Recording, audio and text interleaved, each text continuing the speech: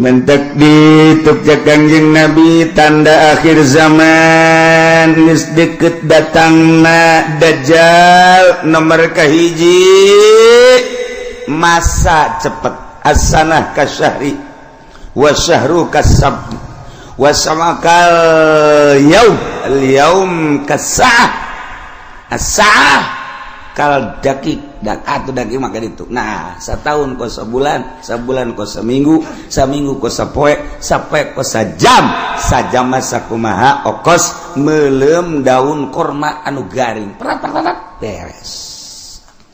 Perasaan urang di akhir zaman, engke cak Kangjeng Nabi perasaan manusia di akhir zaman geus deukeut datang Imam Mahdi, neta teh cepet jasa. Kuari geus hampir kabehan nyaritakeun cepet. Kahiji. Disusul kedua yang mukjizat Kangjeng datang ka kos kitu teh nyaritakeun masih kana jauh ribuan tahun ku Kangjeng Nabi geus dicaritakeun. Di akhir zaman sabada terasa cepet ku kabehan zaman bakalna cuaca genjlong. Cuaca genjlong teh artina nu ngaran usim hujan, nu ngaran usim panas. Usim hujan diisi ku panas, usim panas diisi ku usum hujan, sehingga sulit bagi petani untuk menerka musim hujan iraha. Sebab terjelas hujan, teu diperkirakan bulan eta hujan bae. Teu diperkirakan bulan eta bakal teu hujan, teu diperkirakan bakal hujan, henteu jadi genjlog waktu. Eta geus tereh deukeut Imam Mahdi datang. Nu paling deukeut engke setahun hujan teu eureun-eureun. Hujan beta mengacrek bae hujan ke eureun sajam 2 jam mendung deui hujan. Ke eureun sajam 2 jam 5 jam aya genep jam eureun teu hujan ke hujan deui ngacrek bae hujan. Ke aya 12 jam teh hujan berarti sapoe tapi mendung ke beuting na hujan atau peuting teu beurang hujan setahun kitu bae cuman eta hujan teh layum bitun nabat henteu ngajadikeun tatangkalan ongko hujan tapi gararing teu jaradi pepelakan nu melak naon bae ge biasana mun kahujanan nyembrung ieu mah malak garing teu jaradi. Nah lamun geus eta terjadi eta mah geus detik-detik terakhir bakal datang Imam Mahdi. Kuari mah kakarak datang ge ka hiji perasaan cepet zaman, nomor kadua waktu geus ada ngagenjlog kuari. Musim hujan, musim panas. Mata Kangjeng Nabi masyaallah ieu mukjizat Kangjeng Nabi. Kula wasok mutalahan mukjizat pohara geus karasa kuari. Tinggal ngecerk hujan. Engke aya suara di berbagai pelosok. Di kaler aya suara seperti suara ki trompet atau suara ti kidul atau ti kulon suara ti wetan atau ti jerotan aya suara gesekan atau suara ti luhur ieu ge sarua geus tereh datang. Nah ieu ngecerk hujan ti Kangjeng Nabi bakal ngecrok tapi teu jaradi tatangkala. Panas ongko usim hujan tapi panas. Kokos urang naik mobil mewah tapi kesangan. Slobapan gue naik mobil do mau Fortuner AC-na gede tapi di jero mobil kesangan sebabnya di udag-udag hutang mobil lagi ngeriditan hutang kawin mah aya 3 aya 4 nah ngan dibobodo kabeh ge ku duitna ngahutang di bank. Nah iya ke di akhir zaman barudak jing ke baroga hutang kabeh Masya Allah. Penelitian hadis Kangjeng Nabi akhir zaman geus rada loba di antarana engke jelema lalumpatan menuju neraka. Cak Kangjeng Nabi di akhir zaman mah kabeh jelema lalumpatan menuju neraka. Sahabat caricing bae. Maksudnya salah tante Kangjeng Nabi ngomong nyarita. Kangjeng Nabi balik deui ngomongna di akhir zaman mah jelema lumpat kabeh ka neraka. Percis kos kuya mun dibahasakeun urang mah. Kos kuya ngagejeburkeun diri ka cai. Kuya di luhur aya naon bae gerbek-gerbek blus kuya mah ka cai. Aya naon gerbek blus. Ta ieu masyarakat manusia di akhir zaman percis kos kuya nyalametkeun diri ka cai ieu ge lalumpatan ka neraka. Jadi ngegejebur-jeburkeun maneh ka neraka di akhir zaman mah. Sahabat tetap masih culak cilik keneh wae. Masa sih cak hatena. Neraka kan seuneu. Mun jelema kudu ngagejeburkeun ka seuneu. Ima jelemana meureun teu normal di akhir zaman teh wae mah Kangjeng Nabi salah ye. Masih didengekeun bae ku sahabat. Asana meureun aya kekeliruan ieu Kangjeng. Kangjeng Nabi kan berus sadurunge winara. Sahabat teh masih kene culak cilik. Banget teu percaya cak Kangjeng Nabi di akhir zaman ke jelema lalumpatan menuju neraka. Percis kos kuya nyalametkeun diri ngagejeburkeun ka cai. Engke jelema masing-masing kabeh berduyun-duyun. Malah mah mun aya anu rada lambat kunyana disingkirkeun lambat amat sia ka neraka. Disingkirkeun kunyana aing teh lah. Jadi anu jelema-jelema anu ngahalangan di lambat sia ka neraka bae kudu lambat aing teh lah. Wih bari yang berani ayo aing teh lah geus aing jadi pamimpin neraka geus. Oh beranian jasa. Berarti kan geus 3 kali Kangjeng Nabi nyarita kos kitu tah. Berarti beneran nanya lah sahabat wani. 5 ya Rasulullah. Kunaon bisa kos kitu ya Rasulullah bisa jereba berduyun-duyun ka neraka. Sebab jelema kabeh memberanikan diri hayang jadi pemimpin, mendaftarkan diri hayang jadi kepala desa, mendaftarkan diri hayang jadi bupati, mendaftarkan diri hayang jadi gubernur, mendaftarkan diri hayang jadi presiden, hayang jadi menteri, eta ngaranna bermenuju neraka jahanam. Ya Allah ya Rabbi, urang lamun ngomong kos gitu pan bupati dah kiai bibisaan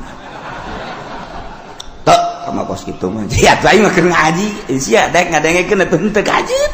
Ya aing mah ngaji ge ieu bangsa jeung jelema nu kos ka dieu be nu laleutik aing. Muga dia mah teu kudu ngaji geus, sia jeung Kiai Golkar bae ka ditu. Aing mah keur nyaritakeun akhir zaman. Mun teu percaya datang bae dibere kitabna baca ku sia. Iya teu bisa cenah macana. Emang sia mah ciri neraka teu bisa maca kitab. Ya anu ahli surga mah bari bisa maca kitab. Waduh, cak meri maji makan yang agen teu. Teu ge pandai ngadengekeun. Pamimpin mana kuari nu daek ngadengekeun ngaji nu bener? Deuleu sa Indonesia. Ayo teangan camat nu daek ngaji nu bener. Sugan aya di Pandeglang mah, sugan aya di Serang mah. Coba sugan aya bupati nu daekeun ngaji nu bener. Nu bener ieu mah maksudna ngajina nu bebeneran Al-Qur'an jeung hadis beneran. Ya, celi aing sumpungkeun. Asal aya bae ge. Mana gubernur? Ieu mah ngaji bae heula ulah ngalaksanakeun ngaji nu bener mana? Mana? Eueuh, mantak aing ngomong kos kitu teh, bibisaanan teh mah kiai sakeun teh. Ya tuh aja nih bibisaan aing. Terus itu percaya sia. Atuh babagi bae ge di akhirat. Dah, surga mah lain nu ki uci anu pangeran. Aing mah wau jeung pangeran goblok. Ya, gue ini sombongannya lah. Sombongan nu kitu mah meujeuhna. Pajar bae bener bae sombong lah. Pangkorak sia. Nah ieu mah keur carita di akhir zaman eta Kangjeng Nabi deuleu lah dikena kitab Mukjizatur Rasul di akhir zaman aya kitabna beuli geus mah jang pamimpin bae beuli sia mah teu kudu lah cukup ngadengeun di aing geus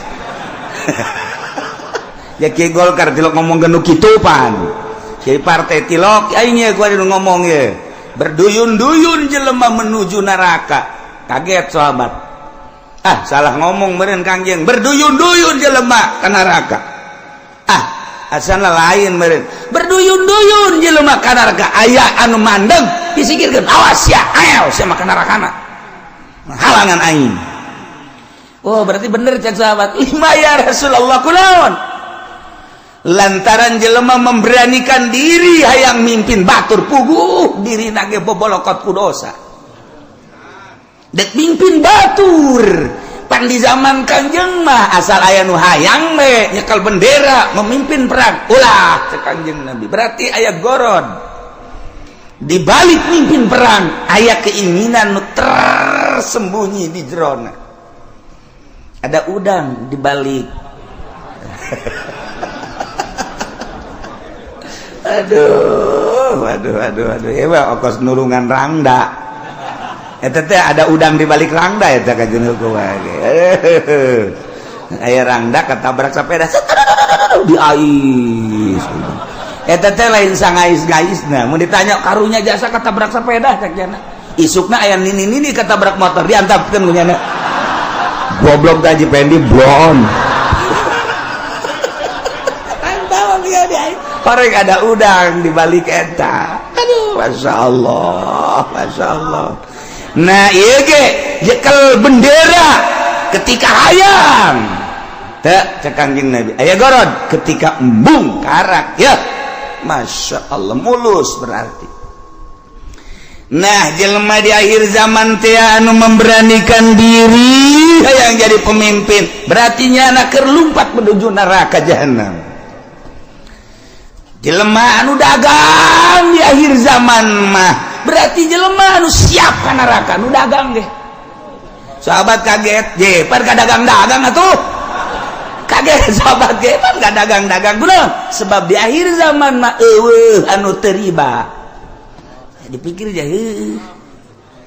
berarti menuju neraka kabeh eta geus deukeut tamatah geus kos kitu mah geus deukeut jasa. Nah geus cerita akhir zaman tanda-tanda akhir zaman kasatu waladi zina tanda akhir zaman teh mabok tanda akhir zaman teh kitu sarik maling kabehan maling geus puguh masyarakat maling HP maling sepeda maling motor maling mobil atuh jadi negara ge maling beda ngaran doang jang masyarakat mah maling jang di luhur mah korupsi beda ngaran urang lembur teh nyahoan korupsi pajar lain maling aja maling mun urang bebeja ka urang lembur kan ini tuh itu tuh tukang korupsi bagus amat bagus sakira teh tuh nyahoan korupsi nya mah sarua jeung air mineral barang kurang dibere ini air mineral embung ini mah air mineral mah kunaon eta kan dicampuran mineral oplok cak jana meureun mineral teh pajar ragi lah kira-kira gitu tah nih air mineral bagus nih embung ini mah ai kudu dicampuran mineral mah je ini udikna gebelah ditu deui udik tamati udik teh masih 2 km ka ditu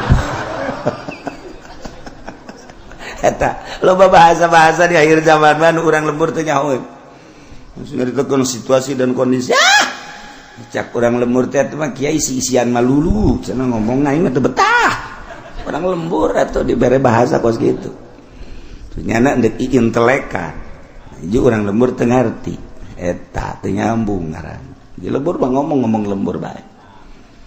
Waktu sekolah ye, loba jasa nu nitahan bahasa Indonesia. Teu betah aing mah. Emang teu betah teu bisa, teu bisa. Aing teu bisa asal pakai bahasa Indonesia bae kandas. Okos urang rajek bahasa Jawa, kebel-kebel Sunda deui bae nya ge. Aduh, masya Allah. Nah, iya. Jadi orang namun nyaritakeun mujizat Kangjeng Nabi kadang hayang seuri bahasa Kangjeng dan hayang seuri hebat amat ngabahasakeunna yusafiruna ila jahannam berangkat kabeh ka jahanam kedua yas'auna ila jahannam lumpat yas'auna ma yusafiru malempang yas'auna melumpat sahabat kaget penyaluatan si kajahanam orang bener siaulah yang serikan pamimpin lompat ke jahanam nu tadi kedua pedagang ge orangana lalumpatan ke jahanam nomor katilu cak Kangjeng Nabi di imah bae ge tetep ke jahanam bae yeuh ajeuna mah kabeh tah bupati rada lega bae tadi masa kaing doang cak bupati jeung gubernur sia ge sarua ayo atuh berjamaah lah 5 ya Rasulullah kunaon make jeung di imah bae ge sebab di jero imah ge teu kaluar tina maksiat di jero imahna di jero kamarna nyieun kamar deui di jero kamarna nyieun kamar deui dipoekan tetep maksiat bae Allah Karim sebab apa di jero mainnya geus bisa make jaringan internasional sanajan di jero kamarna di kamaran deui kamarna dipoekan tapi nyana bisa nempo Hollywood di jero kamarna di kamaran deui dipoekan tapi nyana keur aya di Hollywood ya Allah ya Rabbi Masya Allah pindahkan keur aya di California Masya Allah pohara ya Allah jauh teuing lah ke California mah pencet deh Texas woi cek nini eta sih negara mana ulah loba omong nih nini mah nini bae nyahona paling ge bojong bae kendal bae nyahona mangsa nu karari itu bae teketos bae geus nyahona kadinya bae pugu di bojong geus sareng di Texas kuari mah eueuh nu teu akur kuari kahirupan di Amerika jeung di Citra aja atuh beda kahirupan di California jeung di BSD aja teu beda saeutik-eutik acan akur sok deuleu naon nu eueuh kuari di BSD lamun di Amerika urang ningali minuman bebas urang turun di pesawat di Abu Dhabi minuman ti mimiti segede cinggir datang ka segede awak minuman haram aya digelat di Abu Dhabi cek urang ieu negara Islam nama ieu tapi pan minuman pohara meuli urang roti di dinya plek nu belah ditu belah kulon nyelempet dibuka aya gambaran jerona roti kula gitu bebeja kan nu sajen kula doang eta geus aja mareuli roti meuli roti garing belah ditu belah ieu kan minuman tuh wow barulut tempatna teh di Abu Dhabi cek ulah teh meuli roti belah ditu tah nah meuli detik sagede korma segala naon teh dibeli buka aya gambaran sia seri emang ngarti tah naon sih maksudna aya gambaran teu make calana sia geus ditutupkeun deui ku kula lah dia kan banjang bawaan ka imah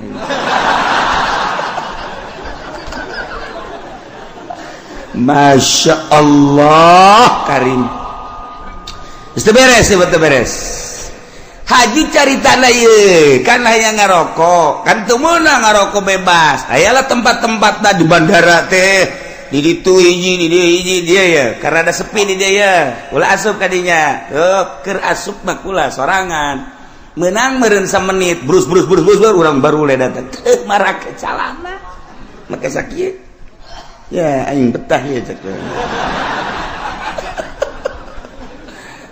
perlakuan ngalakukeun nu teu senonoh di jero dihareupeun manusia geus biasa kaluar we kula masyaallah Karim eta di Abu Dhabi kos kitu di Abu Dhabi encan di jerona eta kakarak di bandara masyaallah Karim encan di Amerika na encan di Inggris encan di Jerman di Prancis teu kudu jauh-jauh di urang emang kumaha gitu masyaallah tanyakeun ke kacamat ge pan nanyakeun kacamat berarti rahasia geus teu kudu nanyakeun ka urang lembur kacamat camat anu gaul tapi camat saha teu jauh kula wae teu jauh gitu jauh jasa 1 2 3 4 camat nu gaul nu sok biasa kapanggih di satelit terus sia mah geus moal nyaho satelit tadi mana dasar lembur sia mah kampungan kos gitulah Indonesia eta ge Tangerang mantak berduyun-duyun menuju neraka di akhir zaman geus eueuh anu telumpat ka neraka. Cerik kabeh sahabat ketika cerik tetapi aya keneh manusia di eta zaman anu tetep ngomongna teger bae nyana menjaga mata ceuli jeung sajabana tetep bae ka Allah eta teh cek Kangjeng Nabi saeutikna ge saeutik deui qalilan bahasa qalil teh saeutik agol min golil jadi itu bahasa Kangjeng Nabi agol min golil leuwih saeutik tinu saeutik jasa mujak urang mah saeutik jasa eta ge direntogan bae ku bangsana deui nyana negakeun ke hak negakeun adil jujur dina kakarak nyarita doang geus direntogan ku berbagai tokoh ku berbagai masyarakat jeung ku berbagai tapi tetap aya bae cek Kangjeng Nabi datang ka engke Imam Mahdi turun datang ka Dajjal aya bae hiji mah setiap negara kabupaten dibere ku Allah hiji cuman geus hese nyalametkeunana sakadar nyarita ilah Kangjeng Nabi nyaritakeun mukjizat di akhir zaman geus ku ari mah zaman geus karasa cepet waktu ngageser geus encan doang hujan ngecerek satahu angkep lamun kula nyaritakeun Mekah bakal dilebaran Madinah bakal diberet geus eukeur malah nah ieu tinggal hujan ngecerek satahun tapi teu jaradi naon teu jaradi jelema berduyun-duyun menuju neraka jahanam teu karasa Masya Allah tetap urang mantak ngaji urang hayang salamet mudah-mudahan urang kabehan disalametkeun ku Gusti Allah keluarga urang pemajikan anak incu urang disalametkeun pamimpin urang geja eta mah ku nafsuna ieu ketika nyana ngaragap nurani nama tetepnya lagi ceurik sarua bae hayang salamet mudah-mudahan dibere babalik pikir kemudian nyana bisa ningali ka arah anu salamet amin ya robbal